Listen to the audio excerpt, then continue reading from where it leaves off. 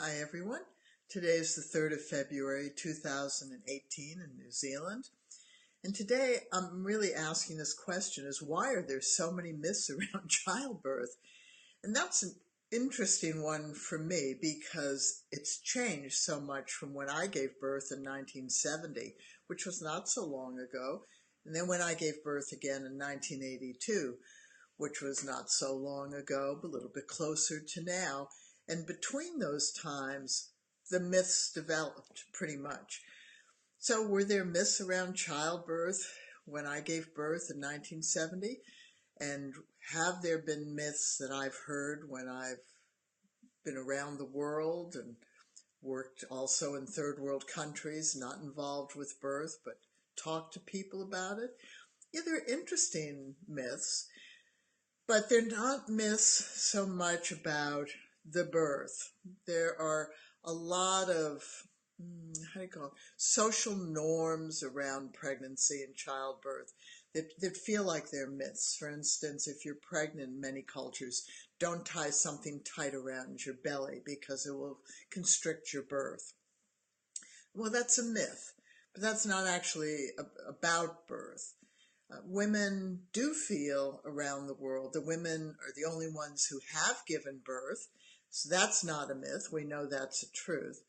However, except in the modern world that is driven by this choice-focused trend that's been around since the 80s, the reality is that most people work under the premise of the truth, which is there's no way to know what your birth's going to be like. But that then is followed by a myth, which is, therefore, there's nothing you can really do to prepare for it. But in the modern culture of the choice trend, the belief is that you prepare for birth by making a plan. So therefore, you prepare for birth by basically feeling that it's an event. It's something that you can plan, like you plan a wedding or you plan a holiday or you plan a birthday party, and that you can be quite detailed in planning. But the planning isn't around who you invite. Sometimes it's around where you give birth, but it's mostly what you want others to either do or not to do. So if a woman says, I don't want to be induced, she's not saying that she doesn't want to induce herself, which she probably won't, or sometimes women try with castor oil or nipple stimulation. But she's basically saying, I don't want the medical profession to induce me. So the planning around pregnancy and childbirth since the 80s has really become birth as an event. And in order to get birth to be an event, you have to actually create myths around it. Because if you lived with the truth, which is there's no way to know what your birth's going to be like, then the reality is you wouldn't do anything to prepare for it. But because that's followed with, and therefore there's really nothing you can do to prepare for it, and for a generation, people tried using skills in order to have more natural births or pain-free labors or less medical care. And that didn't appear to work for enough women.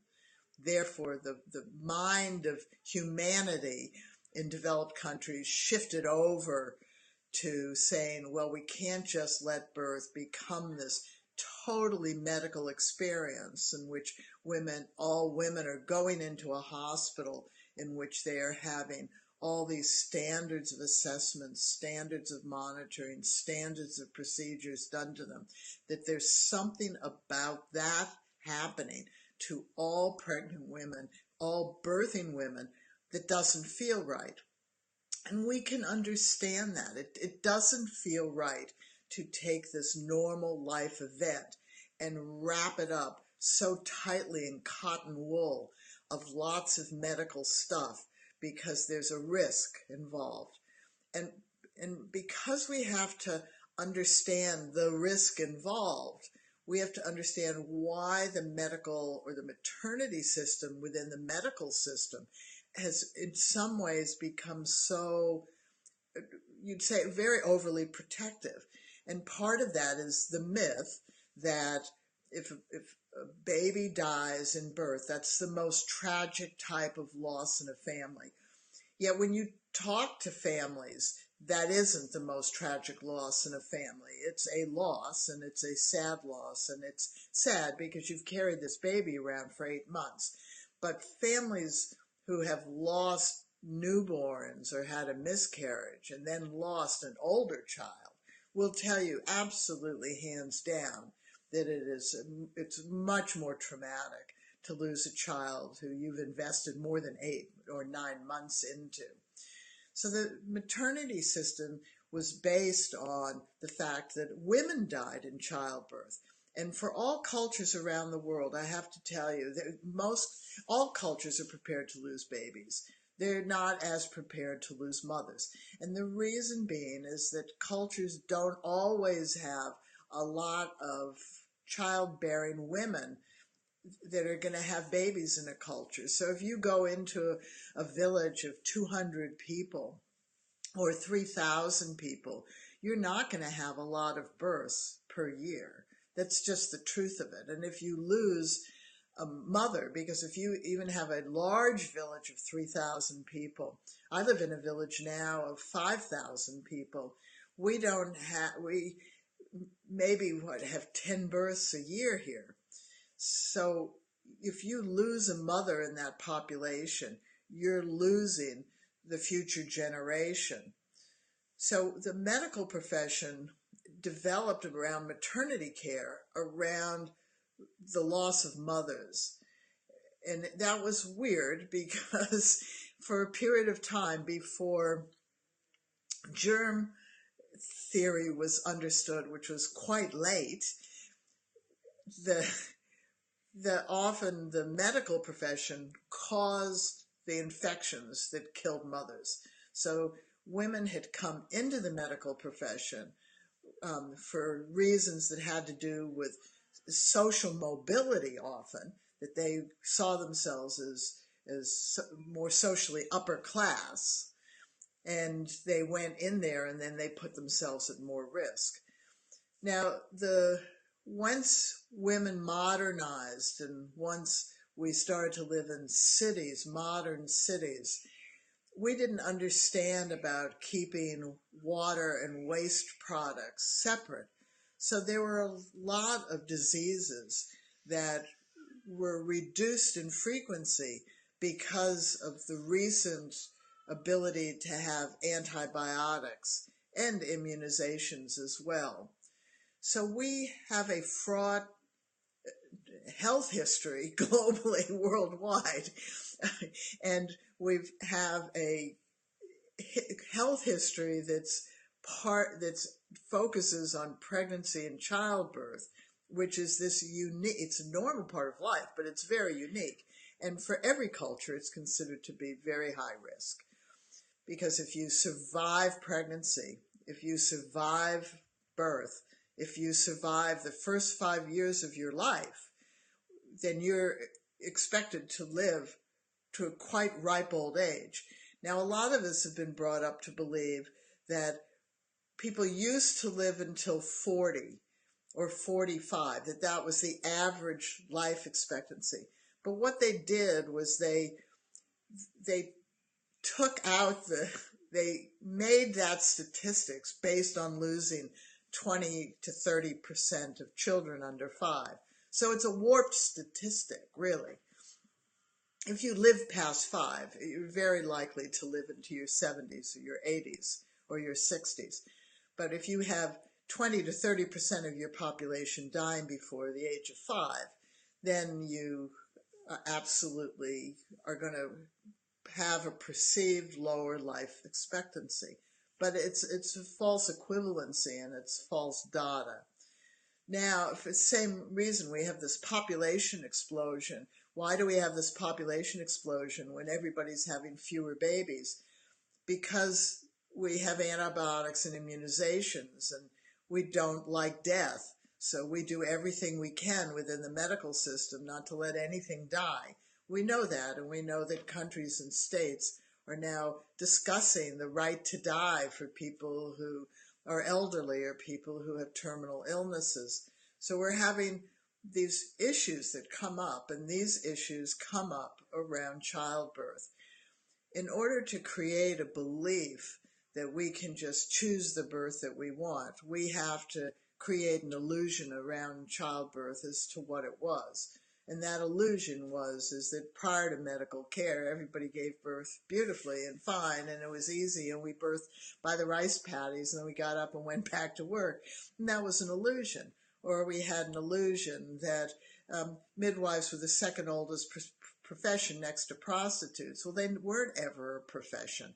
They were your mother or your grandmother, or sometimes there was a woman or a man in a village who did attend births. But once again, very few births. In most traditional communities, you have 1 to maybe 7 births a year. And they're all people you know. It's not a separate profession.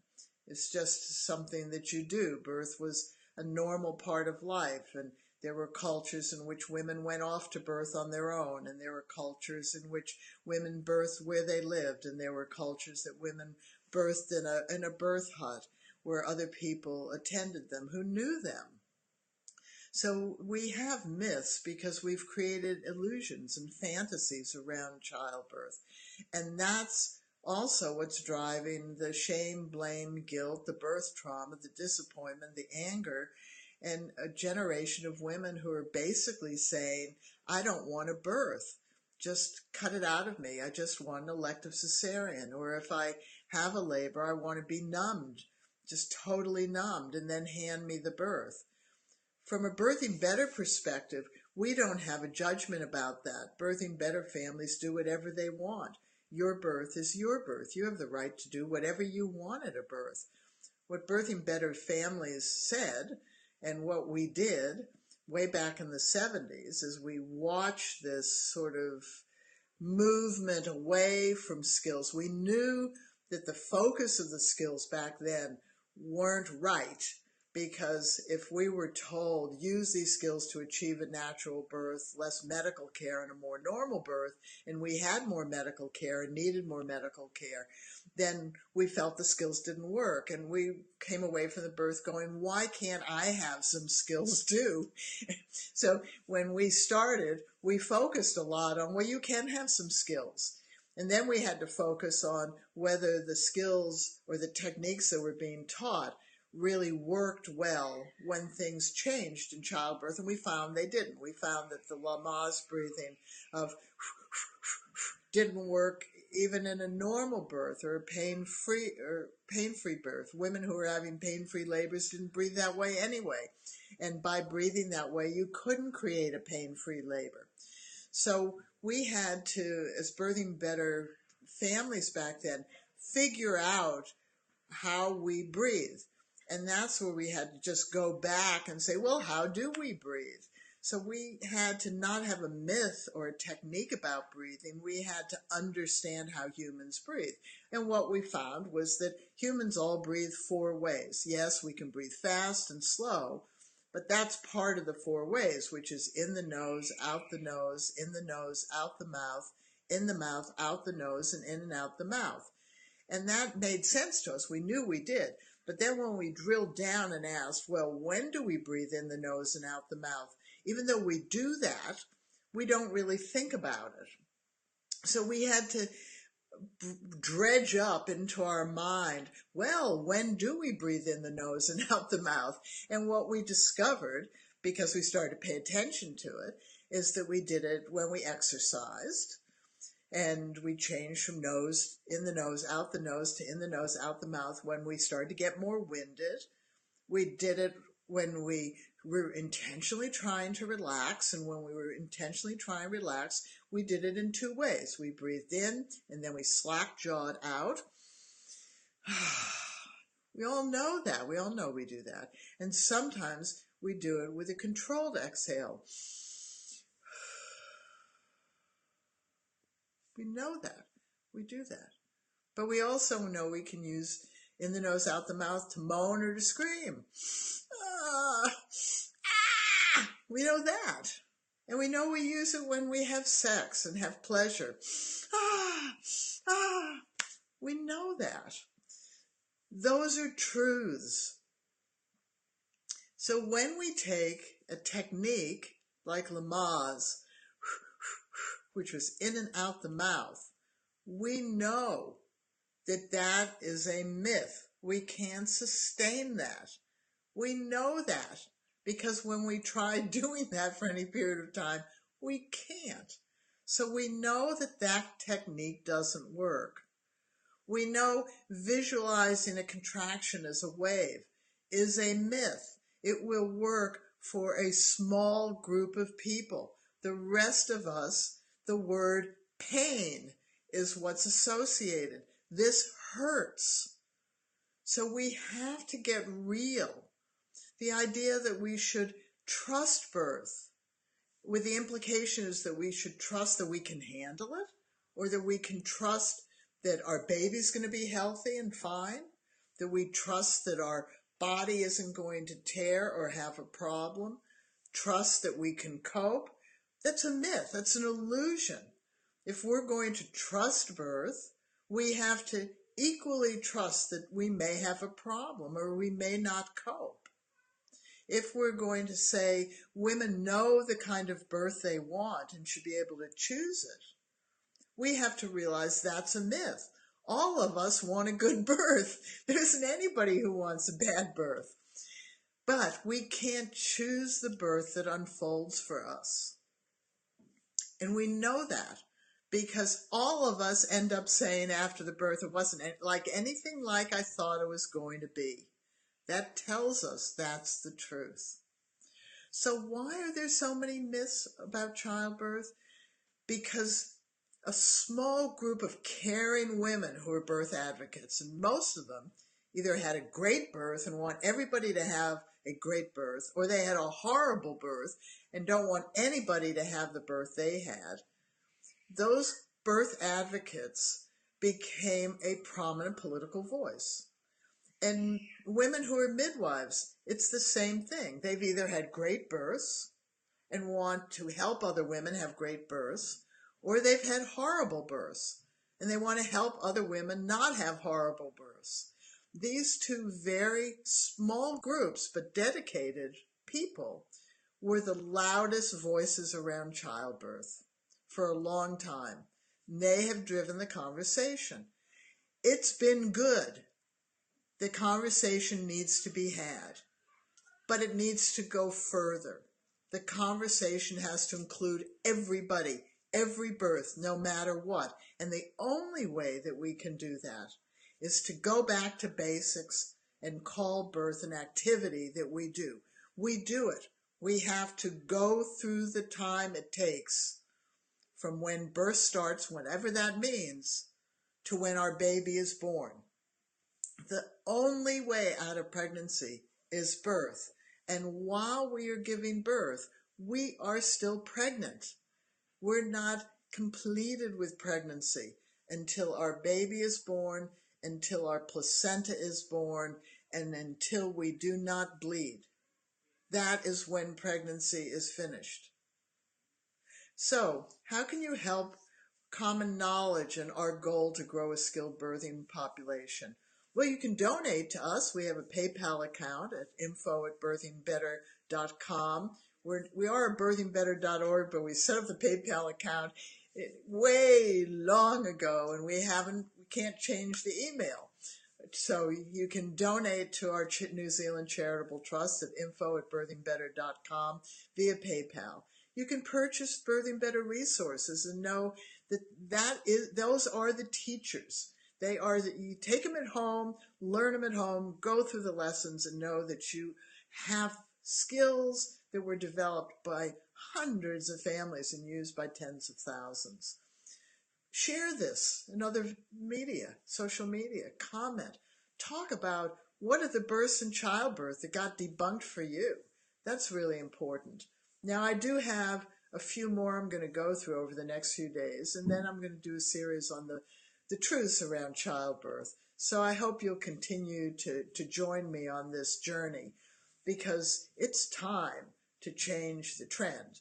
And now we need to couple skills and hope that people do have choices. And if they don't have choices, we want them to become skilled, because that's really what's going to get you through the activity. So see you later. Bye-bye.